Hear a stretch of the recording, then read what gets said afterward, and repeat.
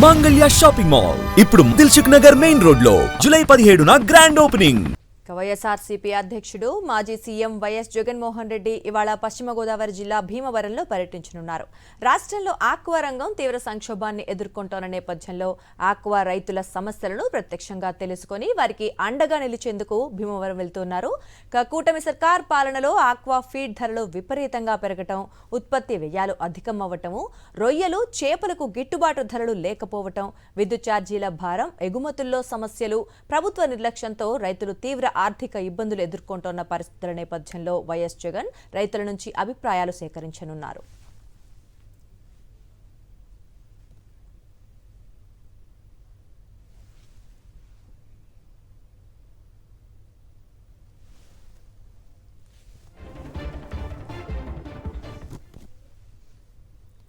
ఇక ఆక్వా రైతులను పరామర్శించి వారి సమస్యలు, ఇబ్బందులు, నష్టాలపై నేరుగా వివరాలు తెలుసుకుంటారు జగన్. రైతుల ఆవేదనను విని వారికి ధైర్యం చెప్పడంతో పాటు వారి సమస్యల పరిష్కారం కోసం వైఎస్ఆర్సీపీ అండగా ఉంటుందని భరోసా ఇవ్వనున్నారు.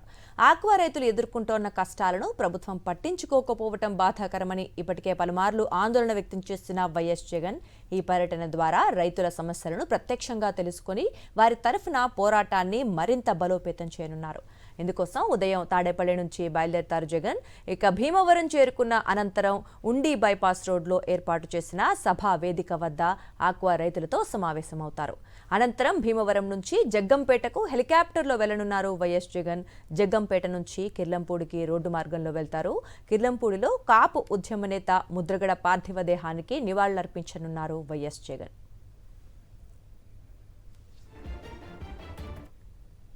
ఇక ఇదే అంశంపై మరిన్ని అప్డేట్స్ మా కరెస్పాండెంట్ పోతురాజు అందిస్తారు. పోతురాజు, చెప్పండి, ఈ రోజు ఆక్వా రైతులను కలవడం కోసం జగన్ వెళ్తున్న నేపథ్యంలో ఆయన షెడ్యూల్ ఏంటి, టైమింగ్స్, ఎప్పుడు చేరుకునే అవకాశం ఉంది భీమవరానికి?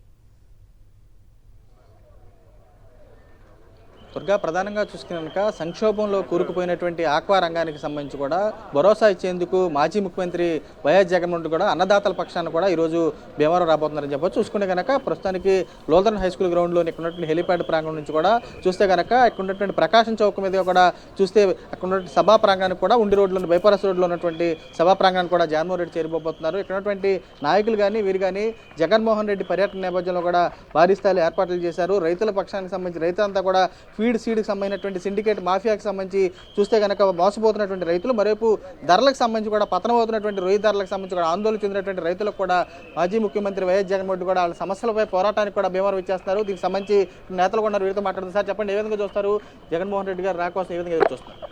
ఈరోజు మన రాష్ట్ర ఆర్థిక వ్యవస్థకి ముఖ్యమైన వ్యక్తులు ఆక్వా రైతులు.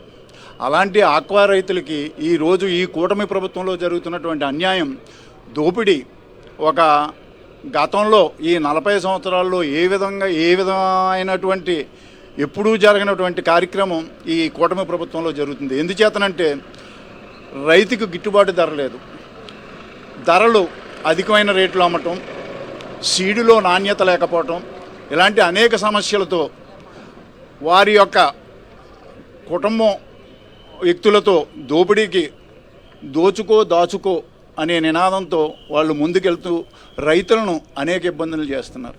ఈ సమస్యలను మన ప్రియతమ నాయకులు వైఎస్ జగన్మోహన్ రెడ్డి గారు ఆలకించి ఏమైనా ఈ సమస్యకు ఒక పరిష్కార మార్గం కనిపెట్టాలని చెప్పి మన భీమవరాన్ని ఈరోజు ఈ కార్యక్రమం చేపట్టడం జరిగింది.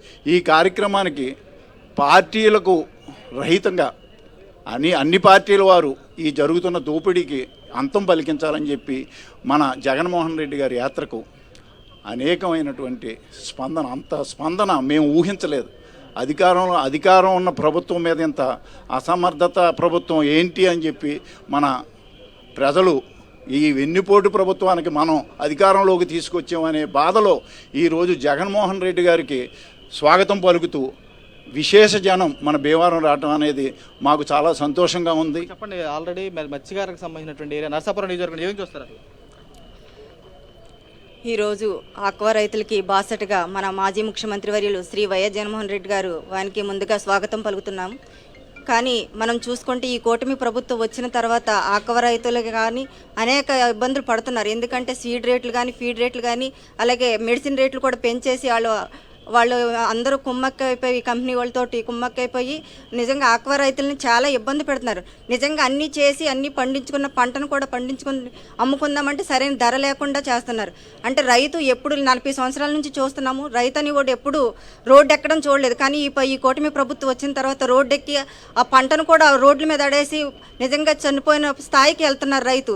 నిజంగా రైతు ఉంటేనే మన దేశ సమృద్ధి జరుగుతుంది. కాబట్టి నిజంగా ఇప్పటికైనా తెలుసుకుని ఆ కూటమి ప్రభుత్వం తగు చర్యలు తీసుకోవాలని ఆక్వా రైతులకి అండగా నిలవాలని మనస్ఫూర్తిగా కోరుకుంటున్నాం. చూడొచ్చు ప్రధానంగా కూడా వీరంతా కూడా ఒకటే స్పష్టం చేసి వచ్చే కనబడుతుంది. 40 సంవత్సరాల ఆక్వా చరిత్రలో కూడా ఎప్పుడూ కూడా రైతులు రోడ్డెక్కి ఆందోళన చేసిన పరిస్థితి లేదు. జగన్మోహన్ రెడ్డి గారు కూడా చూస్తే కనుక ఇచ్చినటువంటి హామీలతో పాటు అప్సరా చట్టంతో పాటు పవర్ సబ్సిడీ కూడా అమలు చేశారు. ఇప్పుడున్నటువంటి కూటమి సర్కారు పాలనలో కూడా చూస్తే కనుక ఆక్వా రైతులు రోడ్డెక్కి ఆందోళన చేయాల్సిన పరిస్థితి ఉంది. సంక్షోభంలో కూరుకుపోతుంది.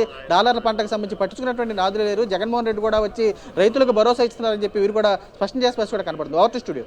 Right, thank you Pothuraj. మరిన్ని అప్డేట్స్ కోసం ఛానల్ ను సబ్స్క్రైబ్ చేయండి. నోటిఫికేషన్స్ కోసం బెల్ ఐకాన్ పై క్లిక్ చేయండి.